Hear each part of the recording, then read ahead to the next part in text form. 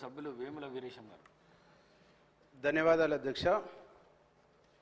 పిల్లాయిపల్లి ధర్మారెడ్డి ఈ రెండు కెనాళ్ళు మా నియోజకవర్గ ప్రజల దశాబ్దాల కళ అధ్యక్ష.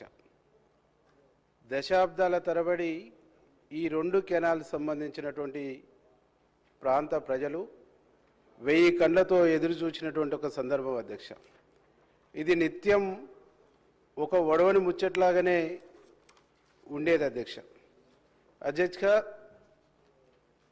ఇందిరమ్మ రాజ్యం వచ్చి ప్రజాపాలన వచ్చిన తర్వాత గౌరవ ముఖ్యమంత్రి గారు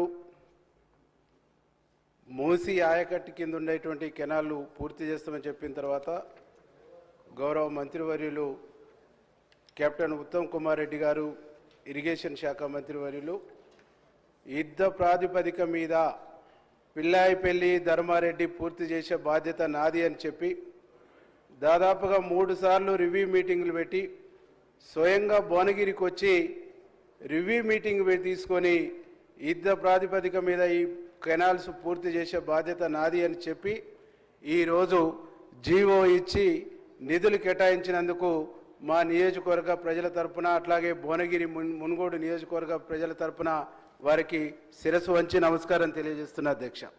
ఎందుకంటే అధ్యక్ష, ప్రభుత్వం రాగానే కెప్టెన్ ఉత్తమ్ కుమార్ రెడ్డి గారు తాను స్వయంగా చెప్పిండు, నేను యుద్ధ భూమి నుంచి వచ్చినాను, యుద్ధ భూమిలో ఉండేటువంటి రిస్క్ను చూసినాను, ఈ ప్రజల యొక్క రిస్క్ను కూడా చూస్తున్నాను, నీళ్లను ఇచ్చేటువంటి బాధ్యత నాది అని హామీ ఇచ్చి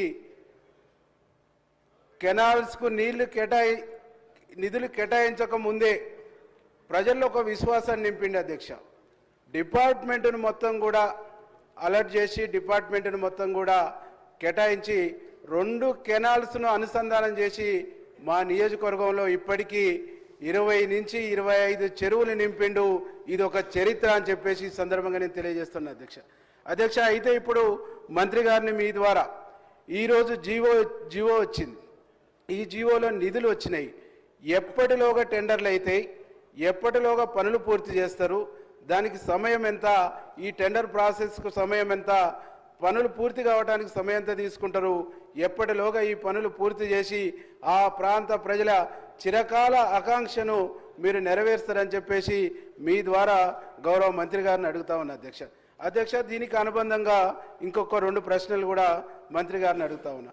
ఐటుపాముల లిఫ్ట్ 100 కోట్లతోని శాంక్షన్ అయింది. అది ఇప్పటి వరకు దాని ఊసు లేదు, దానికి సంబంధించినటువంటి కదిలించిన దాఖలాలు లేవు. ఐటుపాముల లిఫ్ట్ టెండర్ అయితే దానికి సంబంధించినటువంటి ఏ స్టేజ్లో ఉంది, ఎప్పటిలోగా పూర్తి చేస్తారు, దానికి నిధులు ఉన్నాయా, ఉంటే ఎప్పటిలోగా కంప్లీట్ చేస్తారో దానికి కూడా మంత్రి గారిని వివరణ ఇవ్వాల్సిందిగా కోరుతా ఉన్నా అధ్యక్ష. ఈ మధ్యనే ముఖ్యమంత్రి గారు, గౌరవ ఇరిగేషన్ మంత్రి గారు, మా జిల్లా మంత్రివర్యులు కోమటిరెడ్డి వెంకరెడ్డి గారు అక్కడికి బ్రాహ్మణ వెల్లంలో ప్రాజెక్టుకు వచ్చారు అధ్యక్ష.